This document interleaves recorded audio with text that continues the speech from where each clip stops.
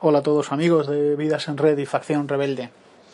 El podcast de hoy va a ser de todo menos plácido. Lo primero de todo es que quiero recomendaros que escuchéis El Vórtice. El Vórtice es un programa de actualidad política donde te cuentan lo que nadie te cuenta. El Vórtice es el podcast que te va a hacer ver que te están mintiendo por la radio y por la televisión y por el internet. Porque te van a dar fuentes y te van a dar versiones que no encuentras en ningún sitio. Hacen un trabajo increíble, son gente comprometida, son gente muy seria, muy profesionales, y no solo son 4 colegas compartiendo, sino la verdad es que tienen una red de contactos que les permite entrevistar a gente que está en primera línea viviendo lo que otros te cuentan por agencias de prensa. Quiero hablaros de Grecia. Bueno, hemos visto en los últimos años cómo Grecia ha pasado por situaciones súper convulsas. De Grecia se han dicho todo tipo de mentiras y de desinformaciones. Como siempre, una forma buena de mentir es mezclar verdades con mentiras, pero sobre todo hacer ausencias y omitir información muy importante. Por ejemplo, se nos ha hecho creer que Grecia pues tiene una gran deuda porque viven muy bien. Han vivido por encima de sus posibilidades. ¿Os suena eso? ¿Os suena eso? Eso es lo mismo que decían, ¿no? Oye, esta crisis es vuestra culpa porque habéis vivido por encima de vuestras posibilidades. Bueno, y sí es cierto, ¿no? Grecia tiene un sector público bestial, tiene edades de jubilación bajísimas. Consideran que profesiones de riesgo son cosas como peluquero o periodista, lo cual hace que te jubiles antes de los 60 años.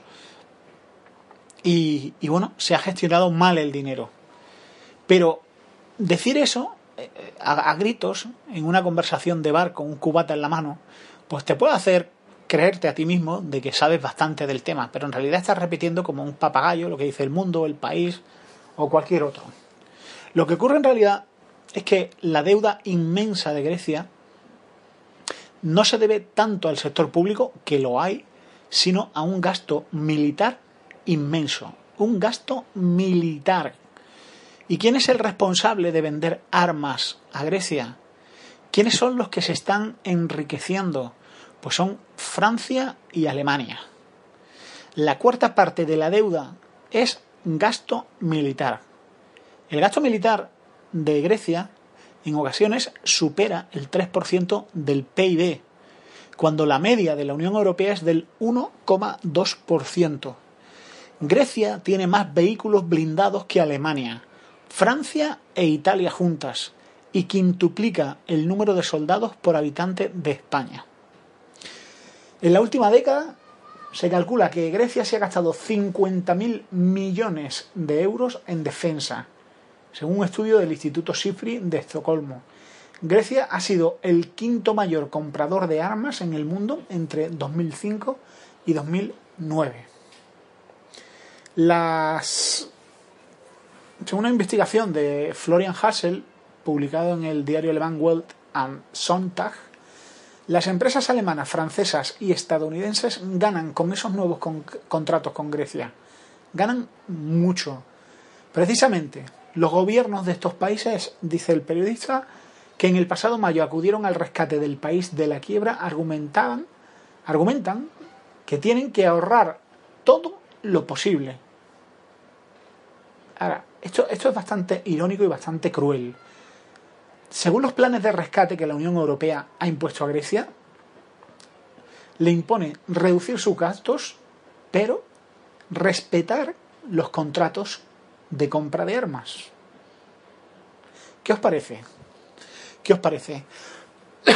Por cierto, los mismos países que ayudaron a falsear la contabilidad griega para que entraran en la Unión Europea son los que le venden armas, son los que le dan el dinero para rescatarlos, pero que sigan comprando armas. O sea, ya se puede hundir el país, pero que sigan comprando armas, y armas que muchas veces no necesitan.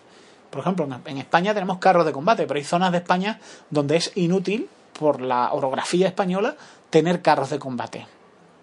Un diputado alemán dijo: en los últimos meses Francia ha vendido 6 fragatas a Grecia por 2.500 millones de euros y helicópteros por 400 millones.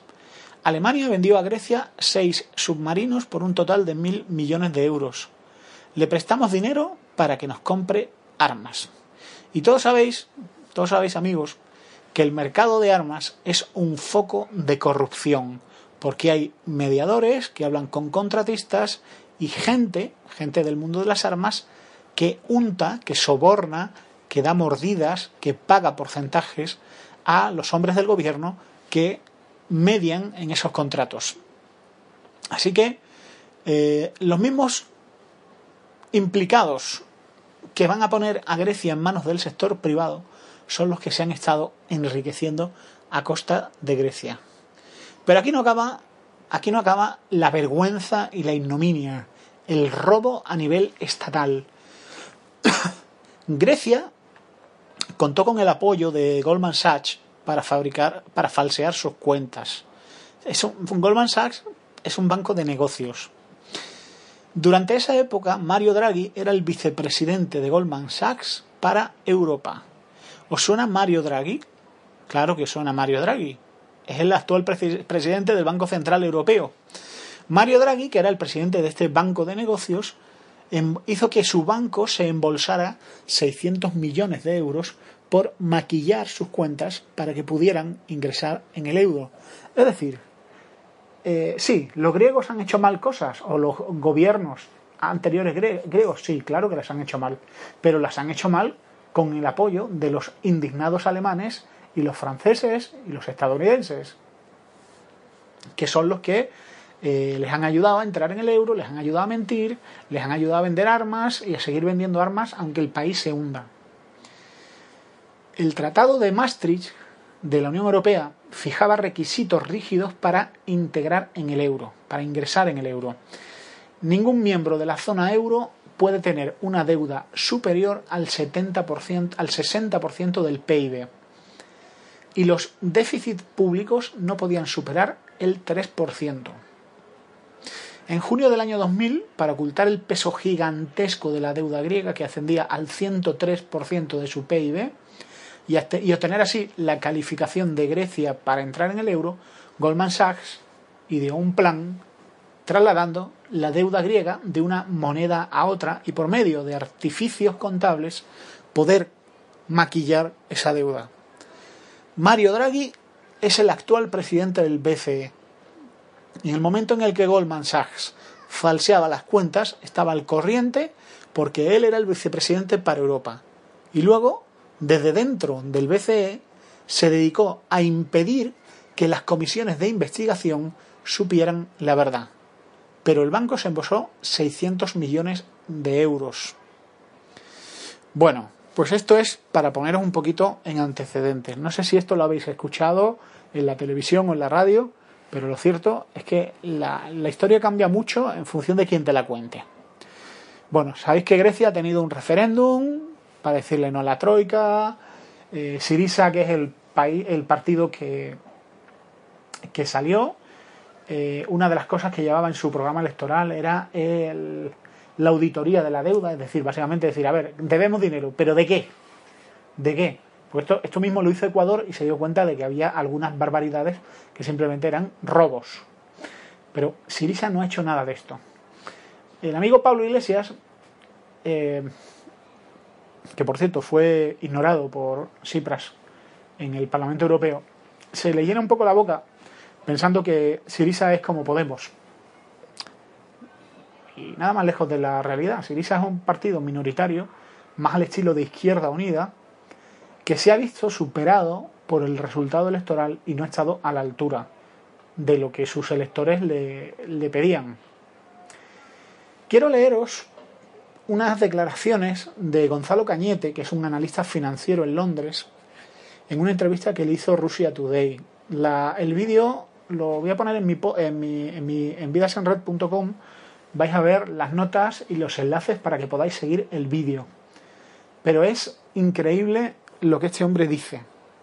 Voy a leeros las declaraciones de Gonzalo Cañete, analista de la Citi, explicando a Russia Today pues todo lo que ha pasado.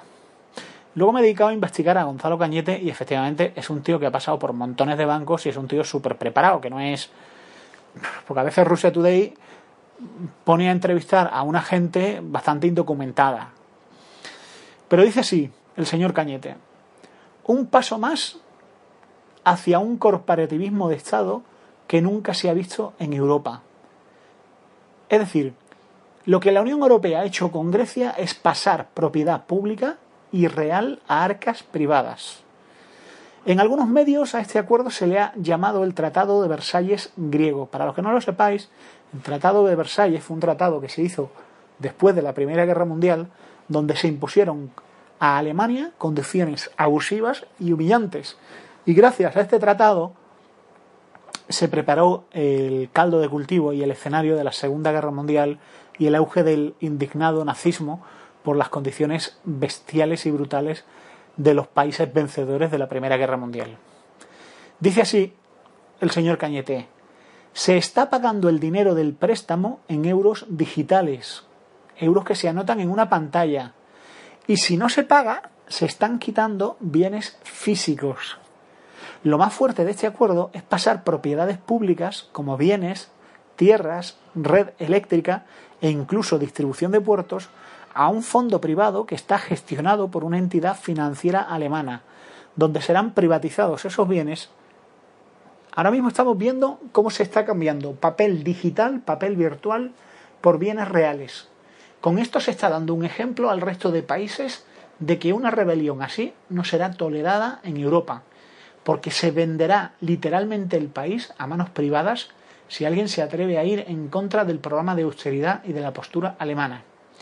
La idea, amigos, es hundir a los estados que no tengan empleo para que puedan, y que no tengan riqueza y que estén endeudados, para que puedan aceptar las condiciones de la troika. Esto que voy a decir ahora ya es mi reflexión, no es la cita.